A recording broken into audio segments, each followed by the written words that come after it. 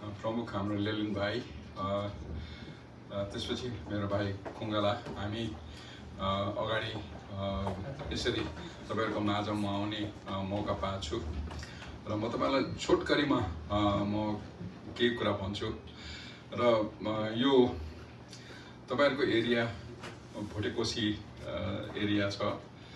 त्यो एरियामा अहिले होइन 35 वर्षदेखि हामी काम गरिरहेका छौं अघि र हामीले सुरुमा हामीले शिविर चलाउँदाखेरि 12 विषयको सुनकोशीको पारिपट्टिको स्कुलमा हामीले त्यहाँ शिविर चलाउँथ्यौं। यो आजभन्दा 35-36 वर्ष अगाडिदेखि नै हो है। अनि त्यसपछि त्यहाँ चाहिँ हामीले माथिको बिरामीहरू स्क्रिनिङ गरेर तातो पानीको अनि तातो पानीको तलमा एउटा गुम्बा थियो, तपाईलाई थाहा छ होला है, माथि है है त्यहाँको अनि आनेहरू आउनुहुन्थ्यो है। हो त्यहाँ एउटा ठुलो रिम्पुछे बस्नुहुन्थ्यो, अब बित्नु भयो अहिले बित्नु भयो।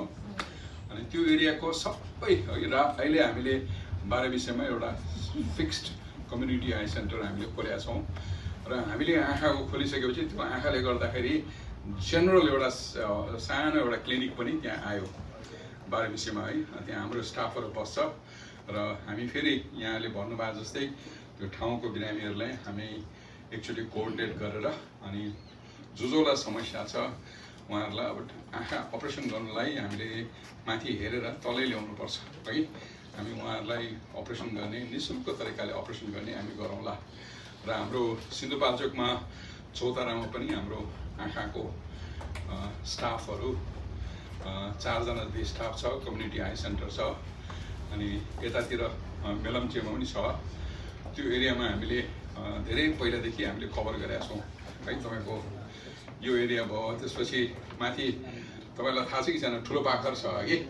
ठुलो पाखर सानो पाखर छ, त्यो एरियामा सबै हामीले उतातिर गएर दोलखा है, चरीकोट अनि जिरी यो सबै एरिया हामीले कभर गरेका छौं र हामीले ठाउँ-ठाउँमा सानो सेन्टरहरु खोलेर बिरामीलाई सेवा दिने कोसिस गरेका छौं। अघि हाम्रो अध्यक्षले भन्नुभएको र भाइले भन्नुभएको त्यो एरियाको मान्छेहरु सबैलाई हामी समेटेर को छ आइडेन्टिफाई गरेर कोअर्डिनेट गरेर हामी उहाँहरूलाई निशुल्क सकेसम्म यही फलमा अघि अब अहिले बर्खा सुरु भएपछि त क्याम्पहरु त्यति साह्रो हुँदैन, बर्खा सक्ने बित्तिकै हामी के गरौँला है।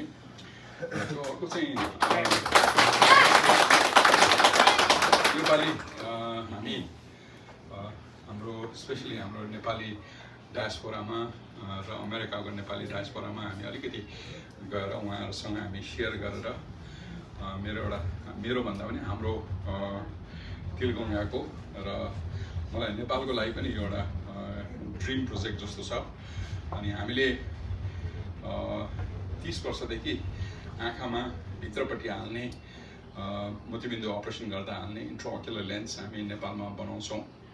अनि जति बेला हामीले सुरुमा त्यहाँ मलाई याद छ अझै पनि 12 विषयमा सुनकोशीमा हामी अपरेसन गर्थ्यौं र त्यहाँ सानो स्कुल थियो। स्कुलको यतापट्टि हामी बेलुका बस्ने ठाउँ त्यति बेला राम्रो थिएन तपाईको है, सबै त्यहाँ बस्थ्यौं र पछि गएर सालै हामी काम गर्थ्यौं र पछि बाढी आइसकेपछि 3-4 वर्षसम्म काम अलिकति रोकियो। त्यहाँ बाढी आएको थियो, त भाइहरुलाई थाहा छ कि छैन, त्यहाँ बाढी आएर सबै स्कुल लगेर गयो है। अनि र हामीले आँखाको मोतीबिन्दुको अपरेसन गर्दाखेरि लेन्स हाल्ने त्यहाँ पनि हामीले सुरुबाटै सुरु गरे हो है। र नेपालमा यो 30 वर्षदेखि हामीले करिब 70 लाख जति हामीले बनाएर ठाउँ-ठाउँमा हामीले डिस्ट्रिब्युट गर्यौं। नेपालमा मात्रै नेपाल बाहिर पनि डिस्ट्रिब्युट गर्छौं।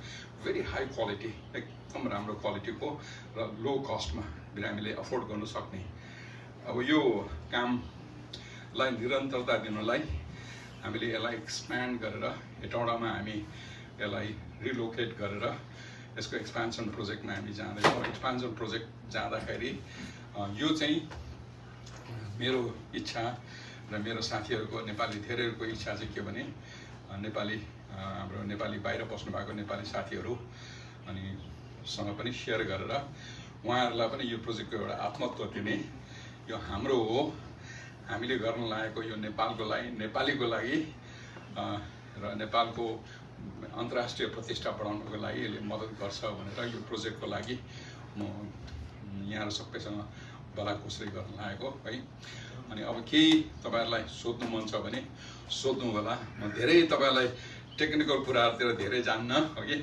अनि यति हो, तर तपाईहरुको गाउँ ठाउँमा हगि धेरै वर्षदेखि हामी सेवा पुर्याइरहेका छौं है। यसरी यो अहिले भने धेरै वर्ष, अब कतिजना त उमेर पनि त्यति पुग्नु भएको छ।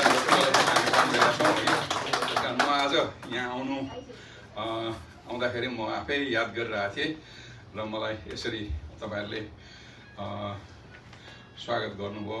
म यहाँहरूलाई हृदयदेखि नै धन्यवाद दिन चाहन्छु र थ्यांक यू भेरी मच।